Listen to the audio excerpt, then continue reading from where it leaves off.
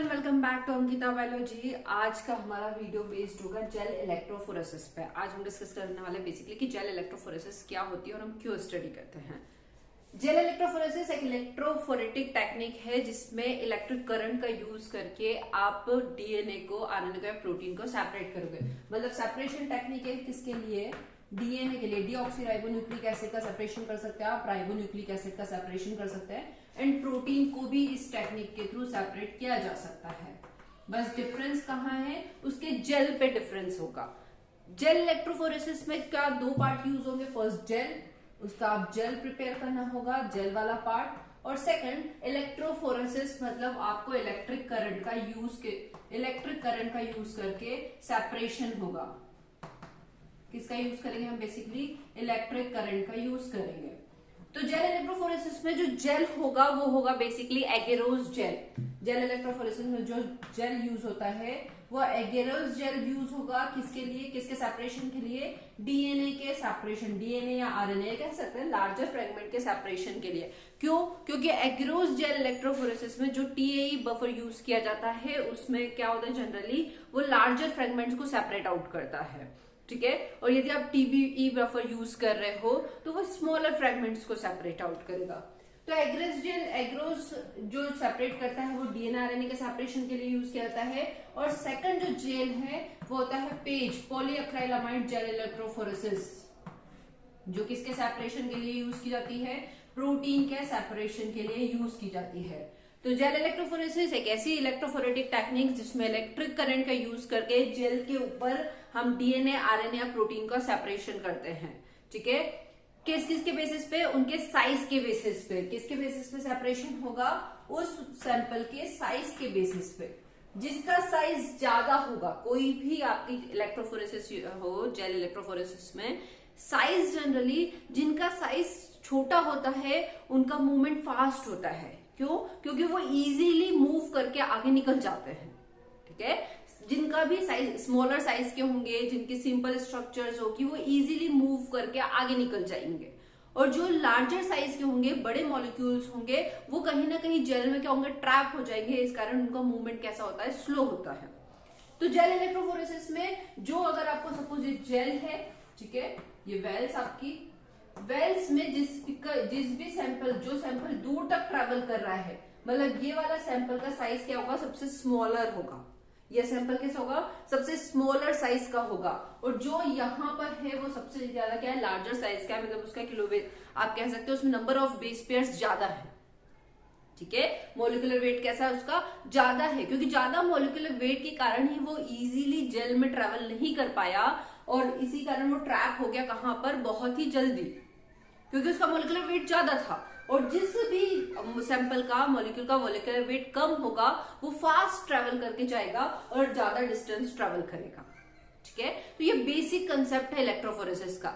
हम आगे और भी मेथड्स पढ़ेंगे इलेक्ट्रोफोरेसिस की, ध्यान रखिएगा। एसडीएस पेज क्या होती है, 2D इलेक्ट्रोफोकसिंग क्या होती है, सब कुछ डिटेल में पढ़ने वाला है। पल्सविल इलेक्ट्रोफोरेसिस क्या होती है, पॉलीअक्राइलामाइड जेल इलेक्ट्रोफोरेसिस क्या होती है, सब कुछ पढ़ेंगे। आज का जो हमारा वीडियो बेस्ड होगा वो बहुत ही सिंपल मेथड्स पे एगेरोस जेल इलेक्ट्रोफोरेसिस क्या होती है। एगेरोस जेल इलेक्ट्रोफोरेसिस के थ्रू हम किसका सेपरेशन करेंगे? डीएनए का। तो कैसे होगी, कैसे जेल प्रिपेयर करेंगे, कैसे सैंपल को लोड करोगे आप, कैसे सेपरेशन होगा, किस साइड लोडिंग होगी, इलेक्ट्रोफोरेटिक यूनिट्स क्या होती है, सब कुछ डिटेल में पढ़ेंगे।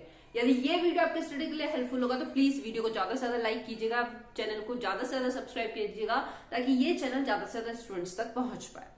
चलिए स्टार्ट करते हैं agarose gel electrophoresis. Agarose gel electrophoresis क्या होती है? एगेरोस जेल इलेक्ट्रोफोरेसिस में सबसे पहले आप एगेरोस जेल प्रिपेयर करते हैं। एगेरोस क्या होता है? एक टाइप का पाउडर फॉर्म में होता है, जिसको आप एक बीकर में लेते हैं एगेरोस को, इस पाउडर को। ये आपके पास है एगेरोस। एगेरोस को एक बीकर में लेने के बाद उसमें क्या ऐड कर दिया जाता है? बफर को ऐड कर दिया जाता है, बफर। अब बफर मतलब एसिड बेस का कॉम्बिनेशन होगा। जनरली टीएई बफर ऐड किया जाता है या टीबीई बफर। क्या डिफरेंस होता है? टी रिप्रेजेंट ट्रेस, ठीक है, ए रिप्रेजेंट एसीटेट और ई रिप्रेजेंट ईडीटीए। तो trace acetate EDTA buffer use किया जाता है। ट्रेस क्या है आपके पास? एक बेस होता है स्ट्रॉन्ग, ट्रेस क्या है, एक स्ट्रॉन्ग बेस है। एसिटेट, एसिटिक एसिड एक एसिड होता है। स्ट्रॉन्ग एसिड और बेस का कॉम्बिनेशन आपस में मिलकर क्या प्रिपेयर करता है, बफर प्रिपेयर करता है। बफर डालने का रीजन ही क्या होता है, बफर, ताकि उसके पीएच मेंटेन रहे। ये मिला के according to slightly alkaline pH को मेंटेन करते हैं। 8 to 8.5 pH, slightly alkaline side shift होगा वो पीएच, उसको वो कंटिन्यूअसली मेंटेन करेंगे। यदि बफर नहीं डालोगे तो आप पीएच में वेरिएशंस होंगे, जिसके कारण आपको एग्जैक्ट जो सेपरेशन होना है वो नहीं हो पाएगा। ठीक है, तो बफर्स में क्या डाला जाता है, तो बफर को डाल जनरली एग्रोज जो पाउडर होता है उसमें क्या ऐड किया जाता है, बफर ऐड किया जाता है, फिर उसको बॉईल किया जाता है। बॉईल करेंगे आप, बॉईल करने के साथ वो किसमें कन्वर्ट हो जाता है, जब वो यूनिफॉर्म फॉर्म में कन्वर्ट हो जाता है तो वो किसका फॉर्मेशन कर लेता है, जेल का फॉर्मेशन करता है। जैसे ही वो जेल बना लेगा, इस जेल को किसमें लोड कर दिया जाता है, लोडिंग की जाती है। अब इसके लिए इसकी प्लेट में जैसे ही लोड करेंगे, लोड करने से पहले ये आपके पास जेल प्लेट होती है, जेल प्लेट में लोड करने से पहले उसके ऊपर क्या लगा दिया जाता है, कॉम लगा दिया जाता है, ताकि वेल्स के फॉर्मेशन के लिए।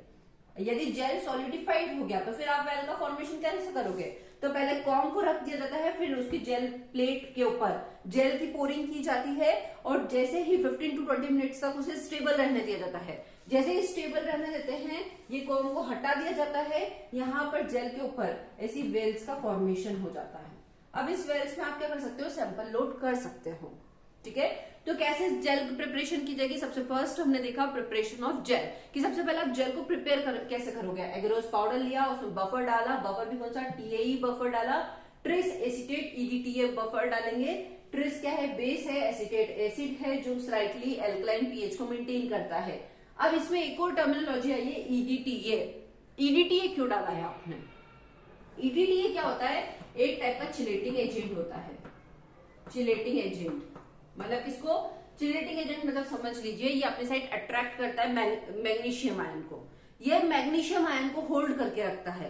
क्या जरूरत थी आपको ईडीटीए को डालने की, या क्या जरूरत है मैग्नीशियम आयन को होल्ड करने की, चिलेट करने की, तो उसका रीजन ये है क्योंकि हमें सेपरेशन करना है डीएनए का, डीएनए का सेपरेशन करना है। और जो डीएनएज एंजाइम होता है, डीएनएज एंजाइम, ये डीएनएज एंजाइम किसका ब्रेकडाउन कर देता है, ये ब्रेकडाउन कर देता है या डैमेज कर देता है डीएनए को।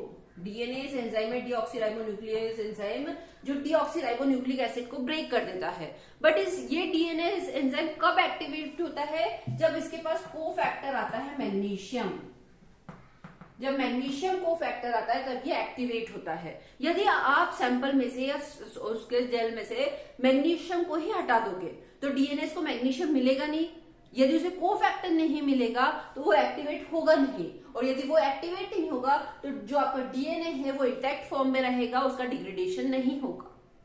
तो इसलिए ईडीटीए इसलिए डाला जाता है, as a chelating agent work करता है ईडीटीए, जो मैग्नीशियम आयन को चिलेट करके रखता है। किसका चिलेटिंग, बेसिकली मैग्नीशियम आयन का। ठीक है, मैग्नीशियम आयन को चिलेट करके रखेगा ईडीटीए। तो सबका रूल आई होप समझ में आएगा। टीएई बफर क्यों यूज किया जाता है, trace, base, acetate acid, EDTA chelating agent है जो मैग्नीशियम आयन को चिलेट करेगा। क्यों मैग्नीशियम आयन को चिलेट किया जाता है, क्योंकि मैग्नीशियम आयन डीएनएस के लिए एज अ कोफैक्टर वर्क करते हैं। ये डीएनए यदि एक्टिवेट हो जाएंगे तो डीएनए का डिग्रेडेशन करा देंगे, और यदि डीएनए का डिग्रेडेशन करा दिया तो आप सेपरेट कैसे करोगे। आपको डीएनए कैसे चाहिए था, इंटैक्ट फॉर्म में, उसका डिग्रेडेशन नहीं होना चाहिए था।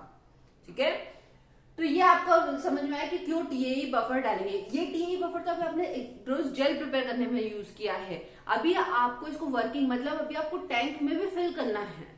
ये जो आपने अभी जेल प्रिपेयर किया है, जेल प्रिपेयर हो गया, उसमें वेल्स बन गई, इस as it is gel tank को आपको कहां पर रखना है, इलेक्ट्रोफोरेटिक यूनिट में रखना है। तभी तो आप उसमें सैंपल लोडिंग करोगे और वो सैंपल इलेक्ट्रोफोरेटिक या इलेक्ट्रिक करंट के थ्रू सेपरेट आउट होंगे। ठीक है, तो चलिए देखते हैं। आई होप आपको बेसिक समझ में आएगा कौन कौन सा। एक और बफर यूज किया जाता है, ध्यान रखिएगा, टीएई बफर है, वैसे TBE buffer, TBE buffer, tris boric acid EDTA buffer. ठीक है, उसमें एसिटेट यूज किया जाता है, इसमें बोरिक एसिड यूज किया जाता है। अब बात करते हैं आपके साथ, अब मेनली आपका जेल बन चुका था, जेल में वेल का फॉर्मेशन हो गया था, ये आपका जेल है। ठीक है, जेल में वेल्स बन चुकी थी जो हमने किसके थ्रू बनी थी, कॉम के थ्रू। एक बात तो इसके जेल प्रिपरेशन के दौरान ही ETBr भी डाल दिया जाता है, इथाइलिन ब्रोमाइड,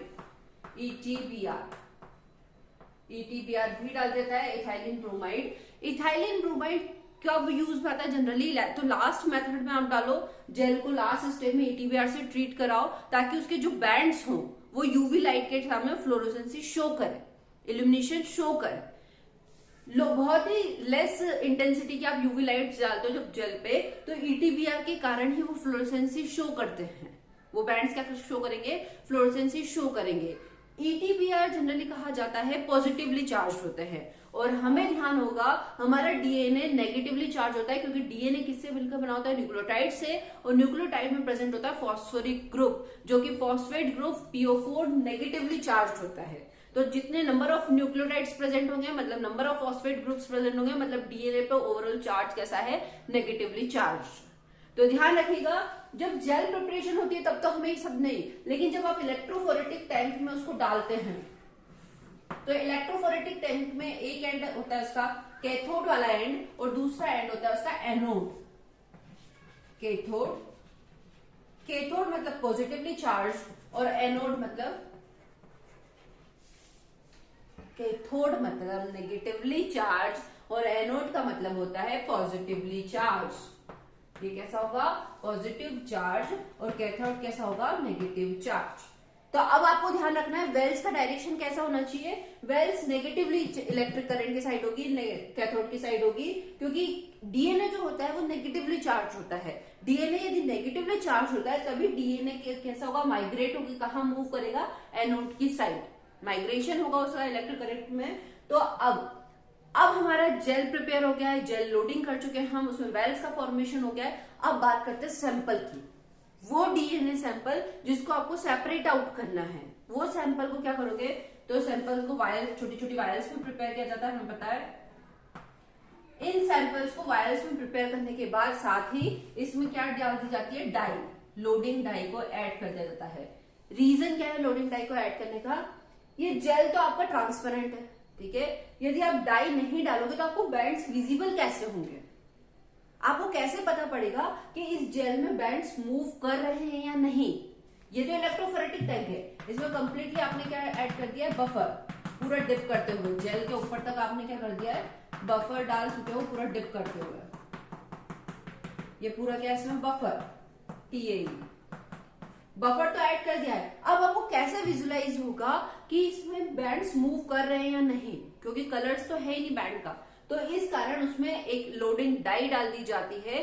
ये लोडिंग डाई से क्या होता है, जैसे जैसे बैंड्स मूव करेंगे डीएनए के, जैसे जैसे डीएनए सैंपल मूव करेगा उसके बैंड्स हमें दिखेंगे कि हाँ डीएनए सैंपल मूव कर रहा है, ठीक है। और कहां तक मूव कराना है ये भी हमें ध्यान रखना है, ऐसा नहीं हो कि आप इलेक्ट्रिक करंट को ऑन रखें कंटिन्यूअसली ताकि वो जेल से ही बैंड्स बाहर मूव कर जाए, तो आपको पूरी प्रोसीजर खराब हो जाएगी।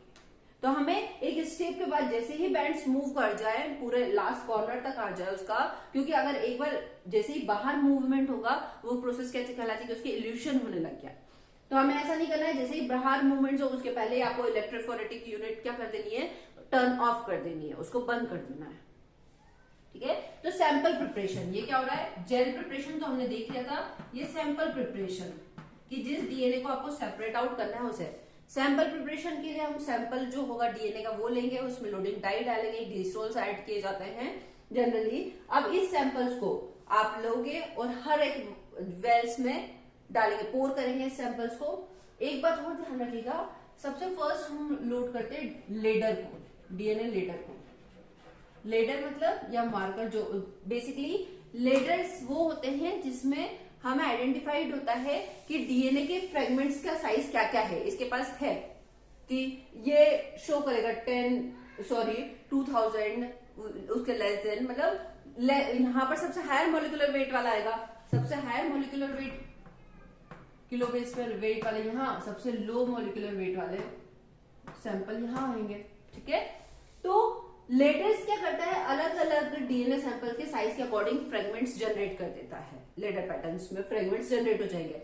अब आपके पास जो टेस्ट सैंपल्स है उन टेस्ट सैंपल्स को आप लोड करा दो, जैसे ही आपने टेस्ट सैंपल को लोड कराया, इलेक्ट्रोफोरेटिक यूनिट टैंक की यूनिट ऑन की, कैथोड से डीएनए माइग्रेट कहाँ होंगे, एनोड की साइड माइग्रेट होंगे। आपको ब्लू कलर के बैंड्स विजिबल होने लगेंगे, धीरे धीरे ब्लू कलर के बैंड्स, अलग अलग साइज के अलग अलग जगह बैंड्स विजिबल होने लगेंगे। सैंपल के अकॉर्डिंग हो सकता है 2 बैंड सेम पोजीशन पे भी हो, ठीक है, मे बी पॉसिबल। तो अलग अलग बैंड्स हमें ब्लू शेड में विजिबल होंगे यदि आपने मिथाइलिन ब्लू, साइनोजन ब्रोमाइड जो भी ऐड किया है डाई, उसके अकॉर्डिंग तो हमें बैंड्स विजिबल होंगे। इन बैंड्स को हम लेडर के अकॉर्डिंग, क्योंकि लेडर्स तो बैंड्स जनरेट कर ही चुका होगा अलग अलग साइज के, तो उस लेडर के अकॉर्डिंग है, मार्कर्स डीएनए के अकॉर्डिंग आप band weight, basically band size identified कर सकते हो कि किस साइज का बैंड आइडेंटिफाइड हुआ है, किस साइज का डीएनए फ्रेगमेंट्स हमें मिला है, ठीक है।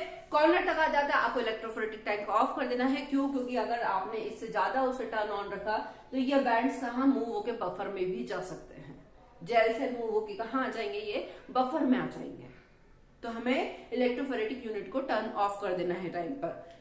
जैसे ही ये आइसोलेट होंगे, अब आप क्या करोगे, जैसे ही आपको डिफरेंट डीएनए फ्रेगमेंट्स आइसोलेट हो गए, आप जेल को कहाँ पर ले जाओगे, सबसे पहले या तो ईटीबीआर से ट्रीट, यदि आपने सैंपल में पहले ही ईटीबीआर डाल दिया है, वरना लास्ट स्टेप में भी इसको ईटीबीआर से ट्रीट किया जाता है इसके जेल को। और लास्ट स्टेप होता है यूवी ट्रांसइल्यूशन, जिसमें क्या किया जाता है, यूवी लाइट को, बहुत ही लेस इंटेंसिटी की यूवी लाइट्स डाली जाती है ताकि डीएनए को कोई भी हार्मफुल इफेक्ट ना हो। बहुत ही लेस इंटेंसिटी की यूवी लाइट डाली जाती है ताकि वो क्या, उसका इल्यूशन, उसका फ्लोरोसेंस ही जनरेट होती है और हमें डीएनए बैंड्स आइडेंटिफाइड हो जाते हैं। तो ये था बेसिकली जेल इलेक्ट्रोफोरेसिस की। जेल इलेक्ट्रोफोरेसिस में हम कैसे डीएनए बैंड्स को आइडेंटिफाइड करेंगे। बट एग्रोस जेल इलेक्ट्रोफोरेसिस में यदि टीएई बफर डाला है तो आप अराउंड 25 से 2